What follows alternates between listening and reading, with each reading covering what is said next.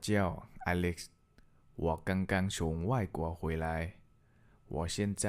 已经到兰波兰邦了。现在我正在等我的亲戚。เล็กอยู่นี่这是我回到兰波兰邦来的，因为是为了来找一位女生，她是我的亲爱，为了来跟她说这4年来我对她的爱。อ้าวคิดว่าดีเนาะมาขอหน่อยดู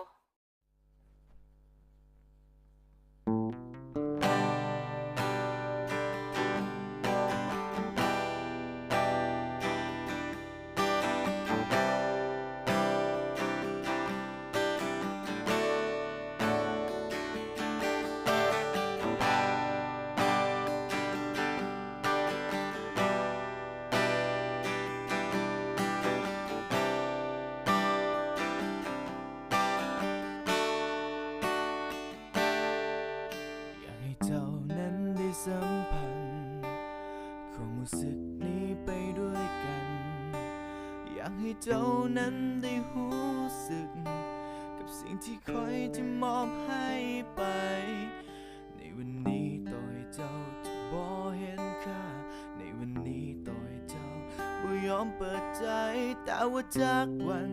เจ้าจะหันมาเบิ่งเห็นความจริงที่เป็นว่าคนนี้หักเจ้าเท่าใด คนนี้จริงใจเท่าใด อยากให้เจ้าได้สัมผัสแล้วลองเปิดใจ ให้คนนี้ได้เดินเข้าไปเติมหักของเขาให้เต็มเติมหักที่มันขาดหายวันเวลาที่มีของเขานั้นเป็นวันที่มีความหมายเก็บหักของเขาสองคนใส่ไว้ในห้องหัวใจให้เรามีกันและกันต่อไปให้เราสองคนนั้นได้หากันตลอดไป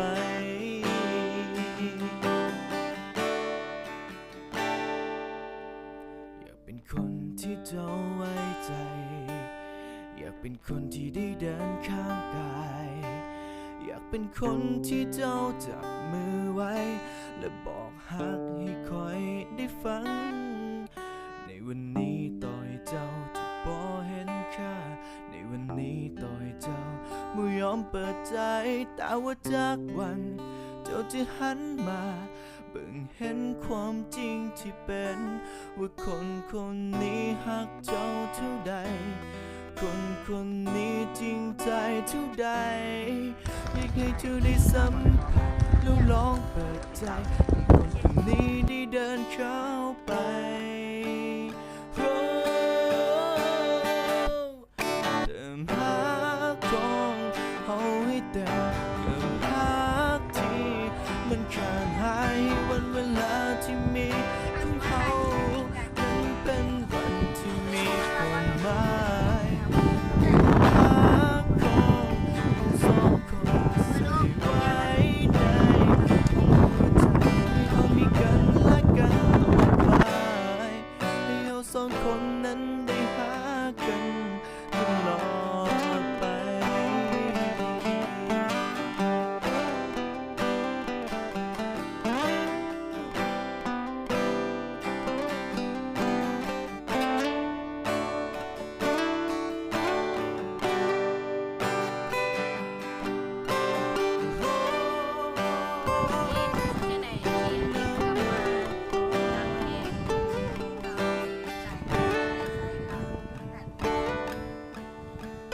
อ่ะและเล็กเดอยากมีอย่างจะเว้ากับนี้บ่บอกความรู้สึกนี้แน่ กับผมยังไงแต่ หาของเขาให้เต็มกับหาที่มันขาดหายให้วันเวลาที่มีของเขานั้นเป็นวันที่มีความหมายหาของเขาให้เต็มกับหา มันขาดหายวันเวลาที่มีของเขานั้นเป็นวันที่มีความหมา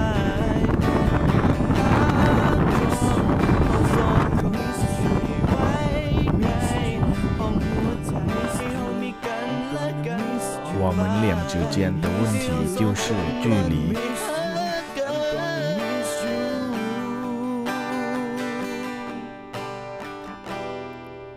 虽然我们经常吵架，经常发生了很多矛盾，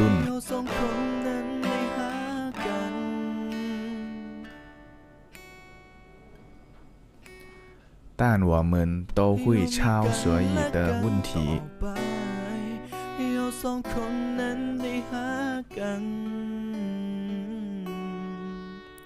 我永远一定要一心一意对待我们的爱。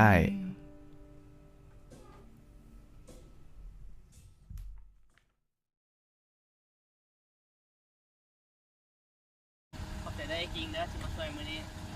ขอบใจหลายเลยโชคดีเลยครับไปแล้วเดี๋ยวกลับก่อนอยู่กับแฟนต่อรถบ๊ายบาย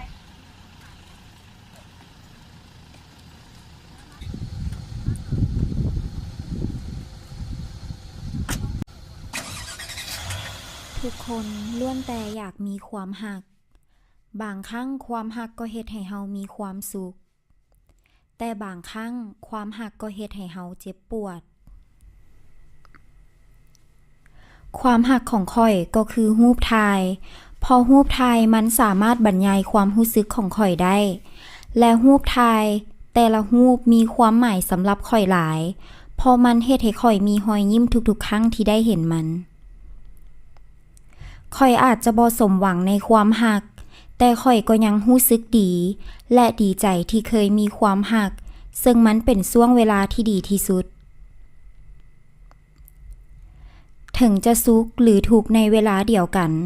ข่อยก็มีความทรงจำดีๆกับผู้ชายคนหนึ่งซึ่งเป็นคนที่ข่อยหักข่อยเองยังจื้อได้ดีถึงภาพตลอดเวลาที่เฮาเคยมีกันและกันและข่อยอยากให้ช่วงเวลาดีๆเหล่านั้นกลับคืนมาถึงเฮาจะเลิกกันไปแล้วก็ตามแต่ข่อยก็บ่เคยลืมเจ้าได้เลย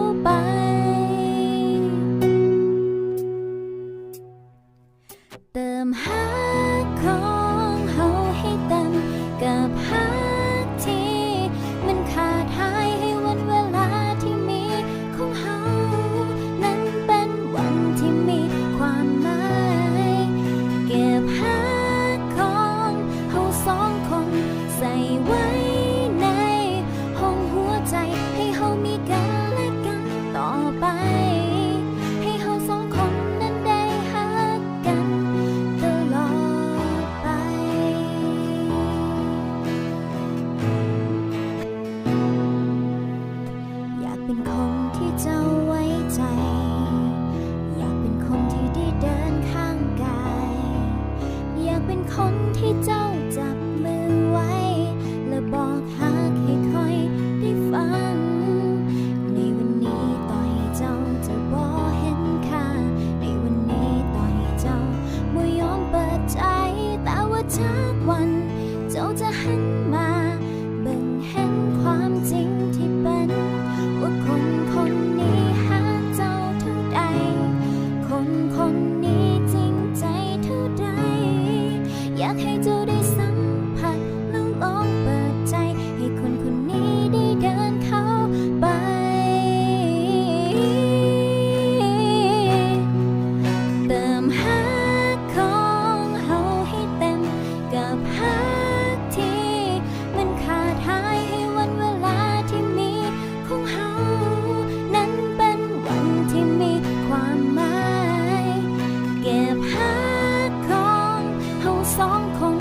ส่ไว้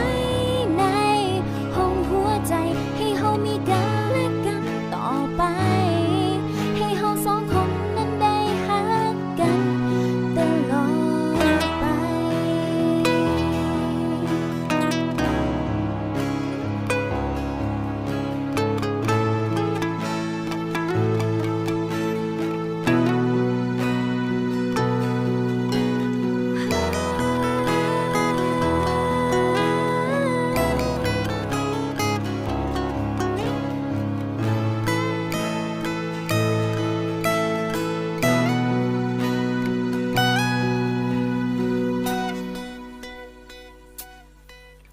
เติมฮั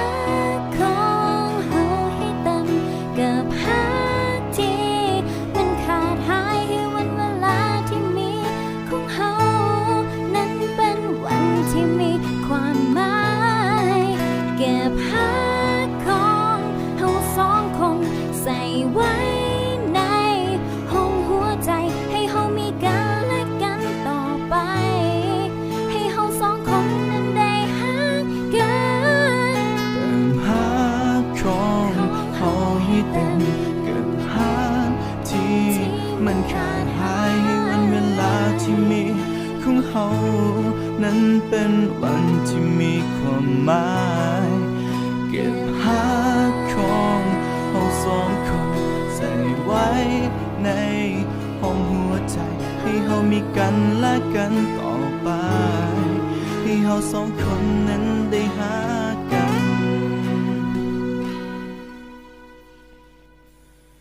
ตลอด ตลอด ไป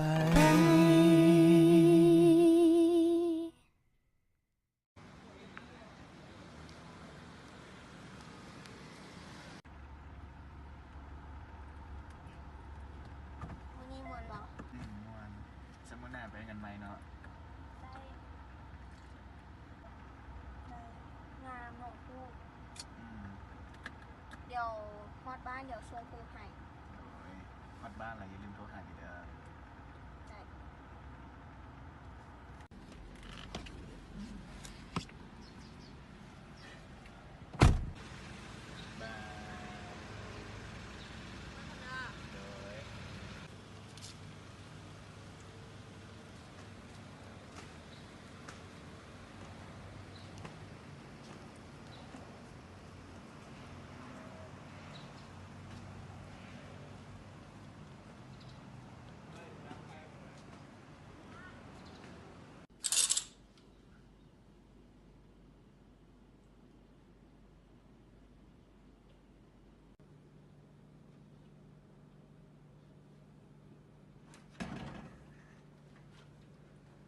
ลูกหันมาส่ง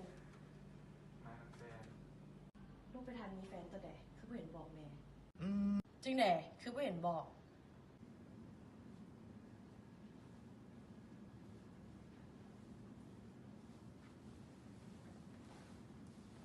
ใส่มาเล่าให้แม่ฟังดูเป็นยังไง ลูกกับคบกับเราโดนแล้ว2 ปีปลายแล้ว เราเป็นไผบ้านอยู่ไส เราแกเรียนจบแล้ว เดี๋ยวนี้เรากับพักเซาอยู่ห้องแถว ฮะลูกเสียวคนแบบนี้นี่หว่าหาดีกว่านี้บ่ได้แล้ววะ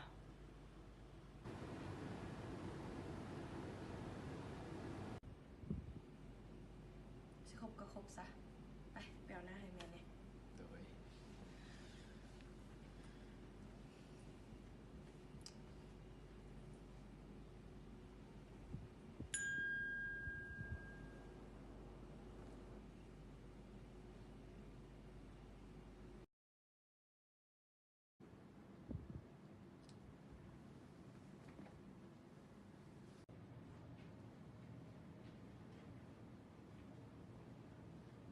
คำแนะนำ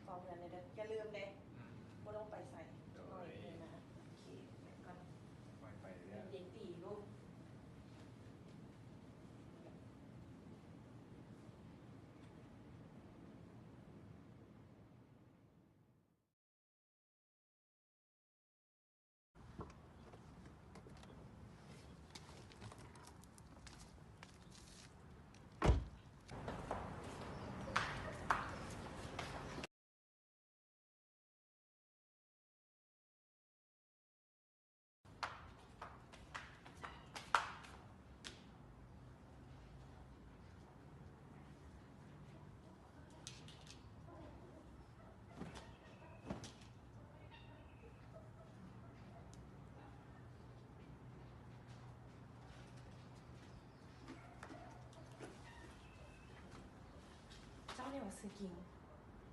โดยแม่นแล้ว ที่คบกับลูกชายข่อยนั่นแหละ โดยสบายดีแม่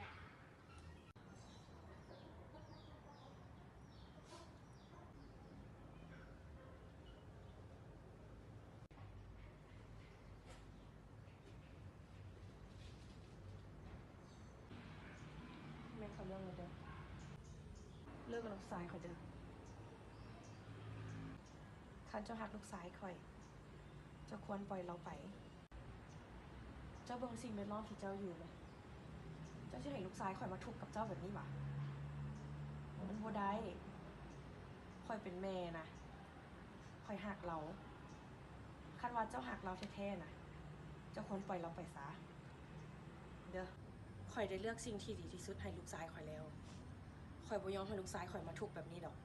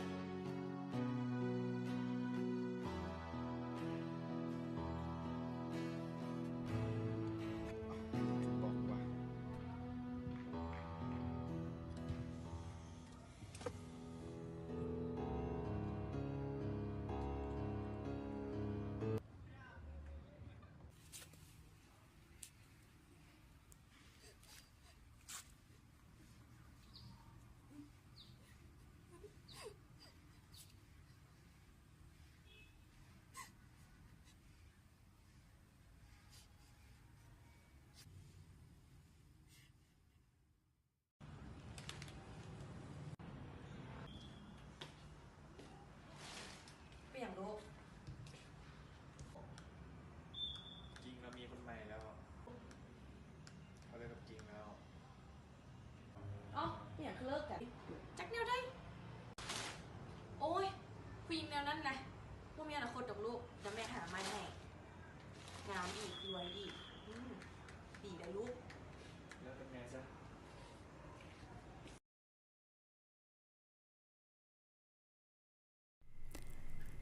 สุดท้ายแล้วการเวลาก็บ่ได้ช่วยหยังบ่ว่าเวลาจะผ่านไปดนส่ำใดความพยายามห้ามความรู้สึกตัวเองบ่ให้ฮักเจ้ามันยิ่งเฮ็ดให้ข่อยฮักเจ้าและคิดฮอดเจ้าหลายขึ้นกว่าเก่าข่อยลำบากใจที่ต้องเก็บมันไว้เพียงผู้เดียว